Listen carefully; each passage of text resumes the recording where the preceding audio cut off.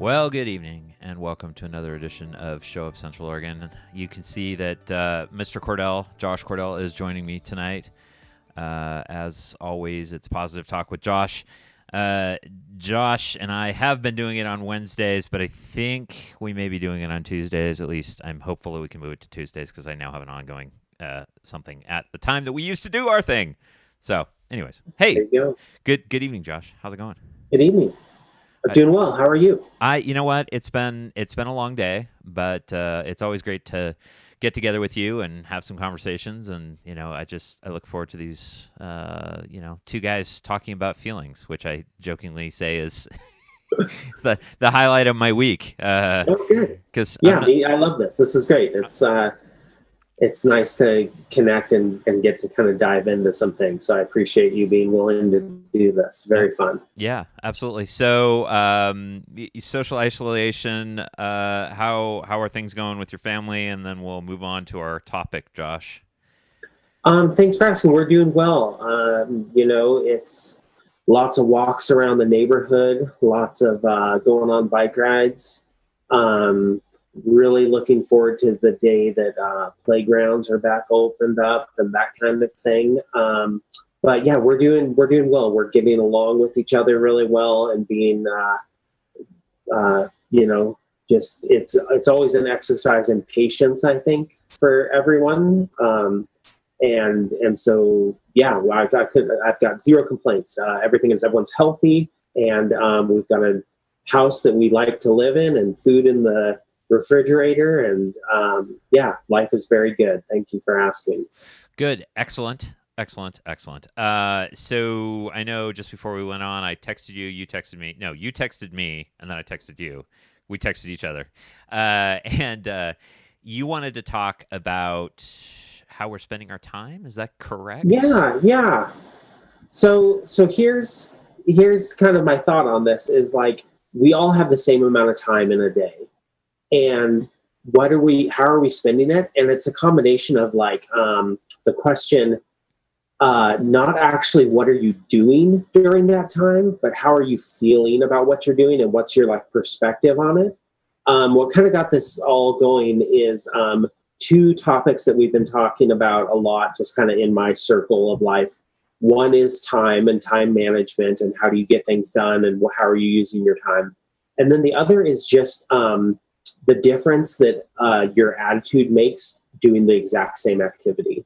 And so we had this conversation today where I had a really stressful dream last night. First of all, I'll ask you this, Matt, what have your dreams been like during this quarantine and everything? It's funny. I had a conversation. I did a late night conversation with one of the people that I talked to a lot about business, Afton, and we were talking about that. And I've had a couple of weird ones. They're really vivid, I guess, when they happen. I mean, it's crazy how I'm like, wow, okay. I think the last time I can remember having these vivid dreams was when I was in Uganda a couple of years ago, and I think it was either the malaria meds or I was also just taking a Tylenol PM just to help sleep too. But I think the last time the last time I had vivid dreams like this. So I take it you've had similar, just incredibly vivid dreams. My dreams have been pretty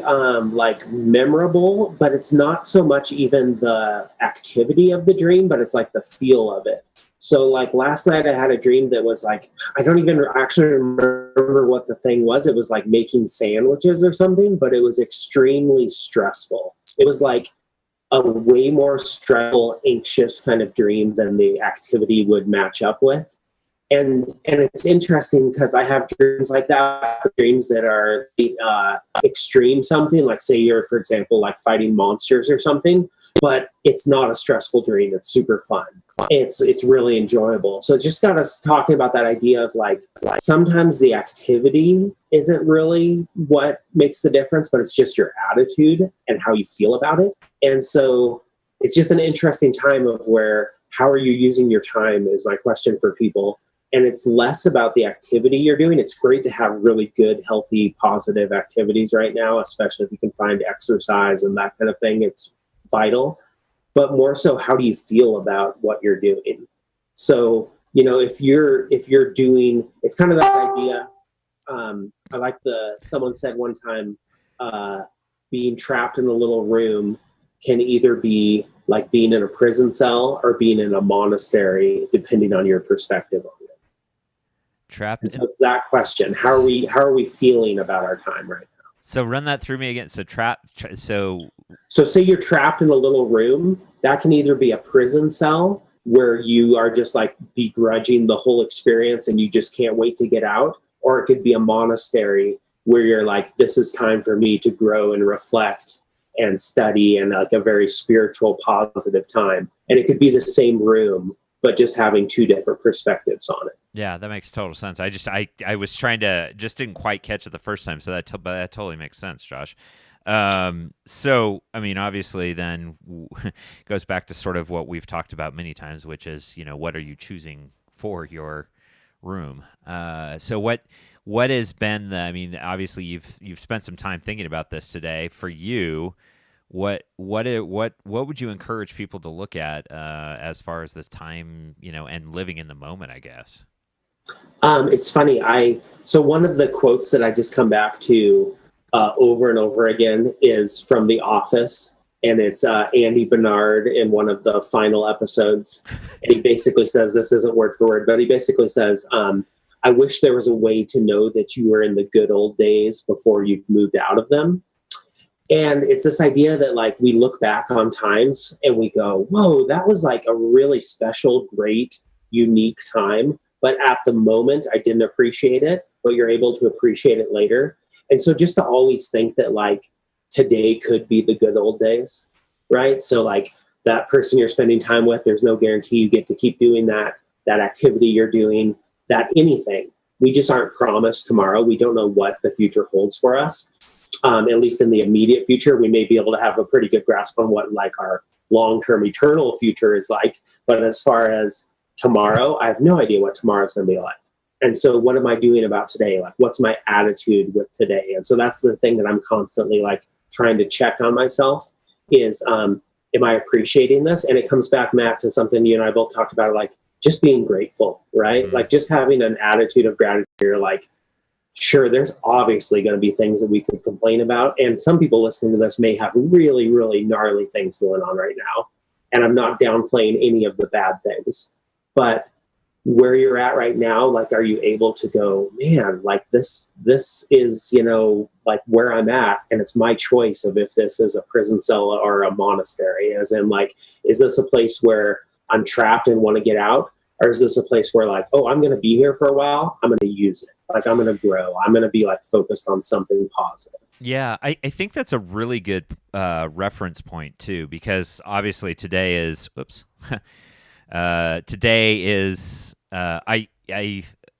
I'm reminded of a counselor of mine that used to say, so today is April 21st, 2020. This is the only April 1st, 2020 you're going to get. So what are you going to do with it, basically? As if you're going to live today as if there is no tomorrow. And you're going to treat everybody around you with the dignity and respect, because that is a choice that you are making in those moments. And it's just such it's such a gift to do that tomorrow, and you're going to treat everybody. Holy cow, Josh, what's going on over there? I clicked on you on my computer, Matt. I don't know. I'm a beginner. I don't know anything. Man, I ruined your moment, but we that's heard okay. you. Hear you. We know what you're talking about. We agree with you. I disagreed with you so much that I wanted you to be able to hear it coming back to you over the top. I got an endless loop at this point in time of myself talking to myself, talking to myself, talking to myself. I just was trying to emphasize how much I agreed with you. We've only got today, so okay. What are you going to do with it? Exactly.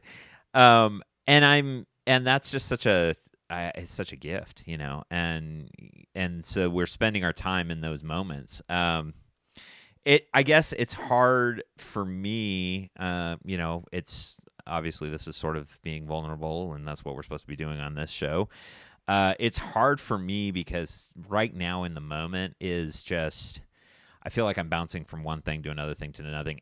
And that's just because I'm busy. But I think the reality is that a lot of people when you've got, for you, a couple of kiddos at home, you're probably homeschooling, you're doing teaching, that sort of thing. And so you're bouncing from one thing to another thing to another thing to another thing. But it's the realization of every interaction gives you the opportunity to do something better, I guess, more than anything else. Yeah, totally. And something that we did this week, my wife, Emily, I didn't schedule any meetings on Friday, and Emily handled everything at home. So I was able to leave for the whole day and not have any responsibilities. And I went for a really long drive, listened to an audiobook, listened to some music, had a little time to pray, went for a nice hike, stayed away from everyone, packed lots of coffee and food, so I was all set. And so that was just like a really refreshing day. And then the next day she did that, and I stayed home and handled everything at home. And that day was one of those days where I was like, first of all, oh my gosh, I can't believe like what her day is like. Because right now we have a little 1-year-old living with us, right, who wants to be held all the time and is exhausting. Is awesome, super fun, been an amazing time with the little dude, but is exhausting. Like, it is so tiring.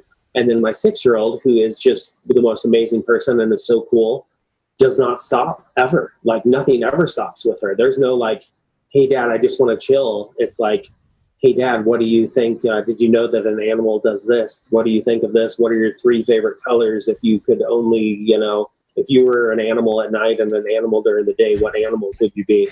And it's like, I love that mentality, but I also have, I'm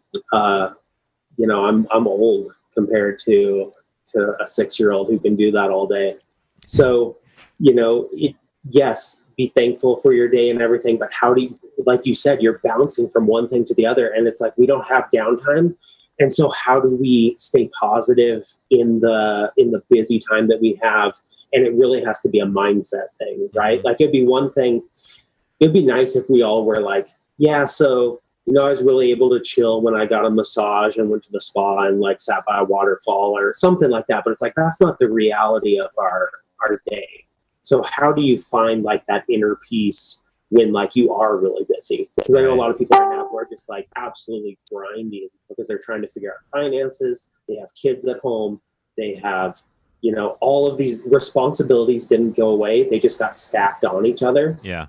So there's a lot of people who are like, it's really funny. I talk to a lot of kids through my mentoring and coaching, and a lot of kids are kind of like, man, I have all this time now. But a lot of the adults I talk to are like, time? Like, there's not enough time in the day to do all the things that I feel like I'm supposed to be doing right now. Yeah. So it has to become like, you inside of you have to find that peace. You have to find like, okay, how do I get refreshed? Like, how do I keep this attitude of where, so I'm not like, are you a lawn work? Like, working in the lawn, gardening? Are you that? I'm not that kind of person. No, in fact, I don't know.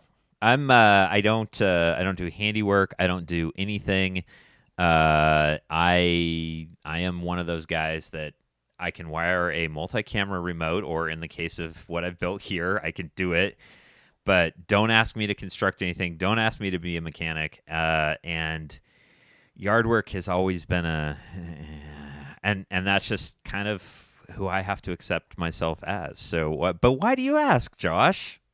Well, because my wife finds great joy in doing yard work. It's relaxing to her. Like, she would like to go out and do some gardening and mowing and doing that kind of thing. And that's not relaxing to me, like what I want to do. But I'm with you. Like, I have my areas that I would rather spend my time and everything. But the truth is, the difference between if that's relaxing or not is just how we see it and how we feel about it. So like, where one person finds, yard work relaxing, I have a funny thing that is like one of my all-time favorite, most relaxing things. This is going to sound really weird. I lived in Hawaii for a while, and I worked at Costco in Hawaii, and I was constantly volunteering to go out and get the shopping carts outside and bring them in. And to me, that is just like 80-degree weather, a little bit, just that perfect, like, little moisture in the air kind of thing. pushing shopping carts, so you feel like you're getting a little exercise, you're waving to people, saying hi, but there's no there's no responsibility of anyone going to ask you anything. Like, you're just pushing shopping carts.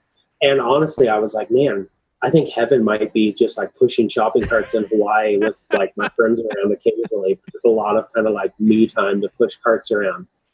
The point I'm trying to make is like, where do you like pushing shopping carts, gardening, but also like doing math homework with your kids? I hear that one keep coming up as like a stressful time. How can you change your attitude about it so it's more of a monastery and not a prison cell, where it's this is like an amazing opportunity. This is the good old days. Like, remember the good old days when I was teaching you math and I didn't know what I was doing? Like, you're not going to get to do that forever. I'm assuming you won't get to do that forever. I think at some point we'll not be quarantined. But, just how do we, that's the challenge, I think, is how do you have that attitude of where like, oh, this is great. Like, I'm going to soak this in and be positive right now, right, even though this probably isn't the thing that I would choose to do at the moment. Yeah, absolutely. Yeah, no, I think it's great. Hey, do you good with, do you feel kind of good that the covered kind of, I got another one for us, but are you good with? Yeah. Okay. Yeah, it's really fun. So I've got one, and it's funny, I was listening to a podcast this afternoon, and I just, it hit me as kind of interesting in the fact that there's a lot of marital strife going on right now. And as a couple of guys, I mean, I'm the divorce guy, so it's one of those, I can impart wisdom, but I'm not living in it. Do you have some ideas on things that you could share with some of these guys that might be struggling? I mean, for me, I can tell you that the number one thing is that you don't hold your don't hold your anger in, I guess, more than anything else. Don't let that outlet be, your spouse or anybody else around you, but find the ability to deal with that anger. But for you, Josh, I mean, what have you seen and what have you felt that's been good for you as you and and your spouse to just sort of not be ripping each other apart right now in this really difficult time? Totally, yeah. I think that we're all probably everything is just heightened, and so if your fuse is a little bit shorter, the thing that might bother you a little bit maybe bothers you a lot. It's just everything is just kind of magnified because we're spending so much time with the people that we spend our time with. And so I think of having that big picture perspective of where you take a step back and you go, is this a big deal? Is this like this thing that I'm feeling like is a big deal? Is it really a big deal? I think those things are really helpful. My biggest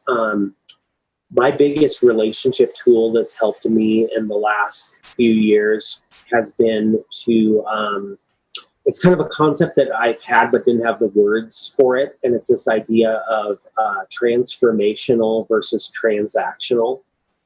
And it's this really powerful way of looking at how your relationships work. So I'll give you just the quick overview of it. Transactional is pretty straightforward. It's like, if you do this, then I do this.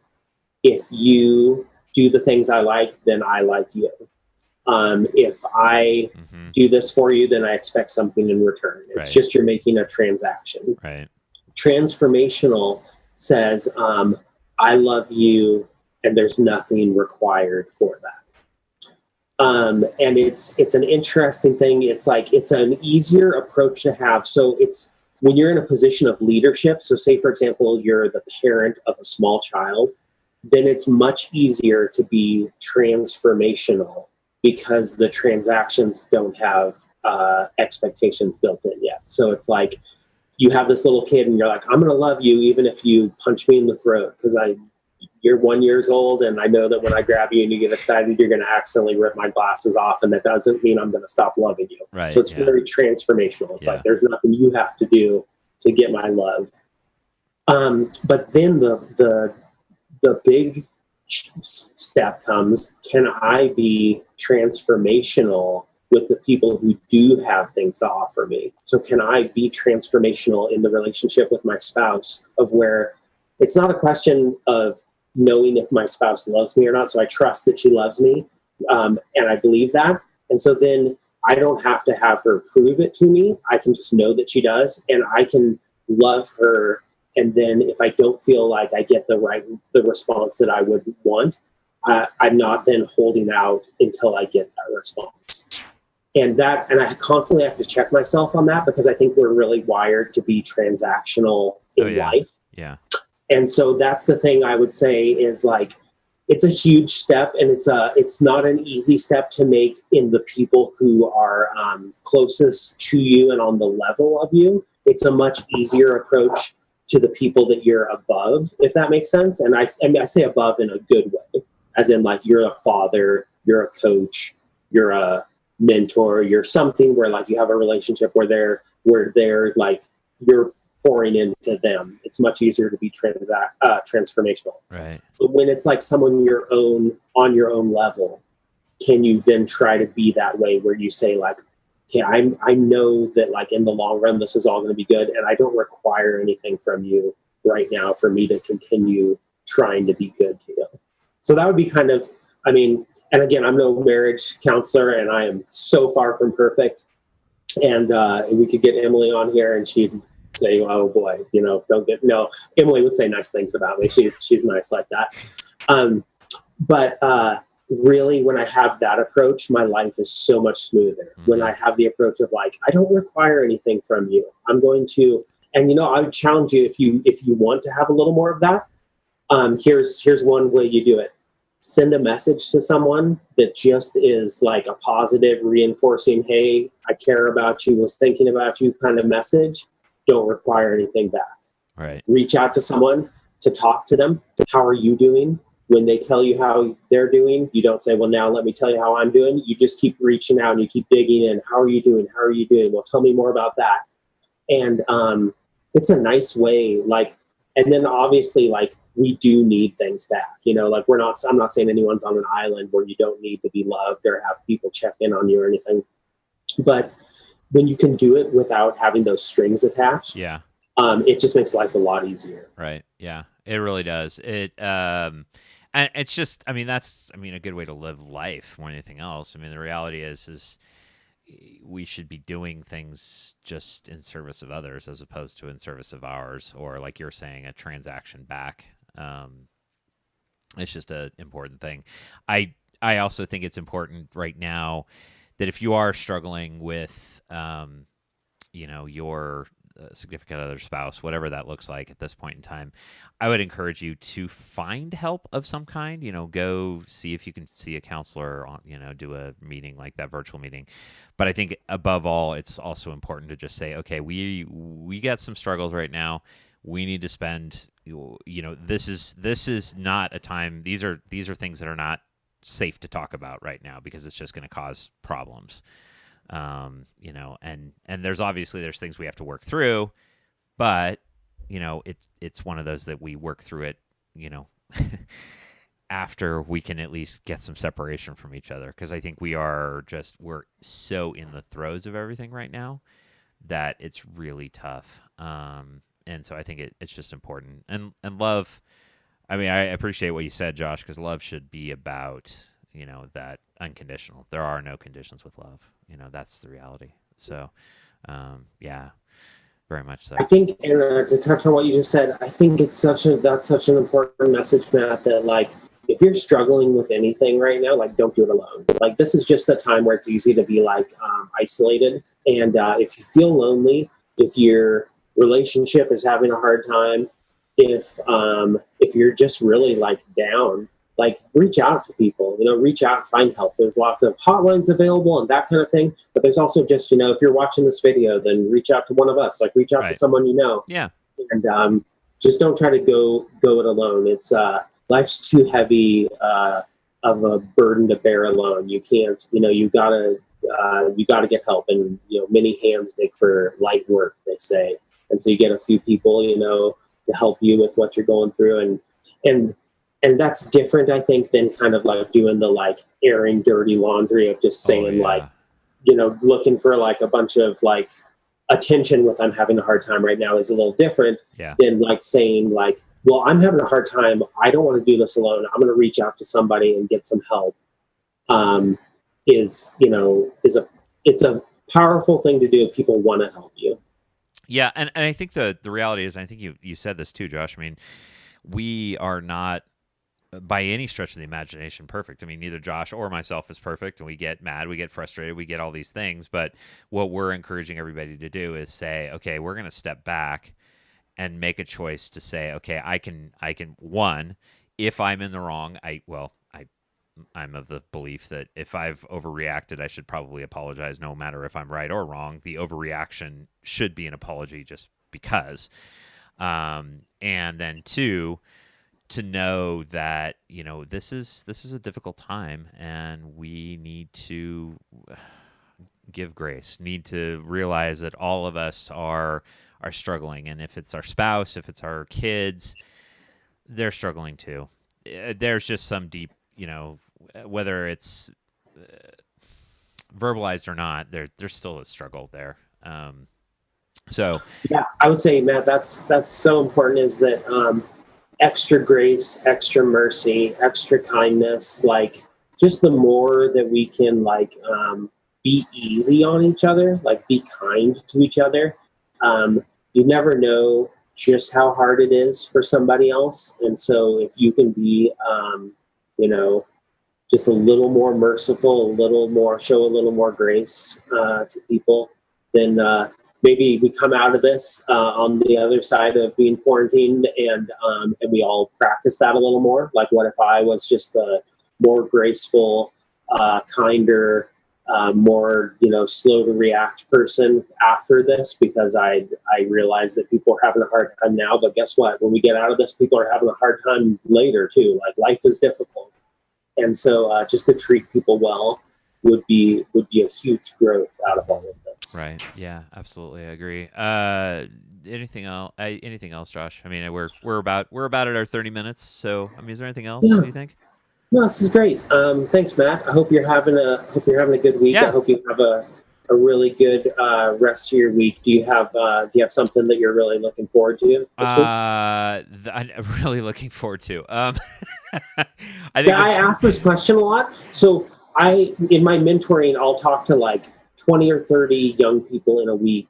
And it's really funny because that's a question that I ask in every conversation, because I never want to have somebody have something they're excited about that I don't know about because I didn't give them the opportunity to tell me. Right. So I always ask that question, what are you looking forward to? And it always was so many great things, but it's been interesting during this time. I'm like, so what are you looking forward to? And they're like,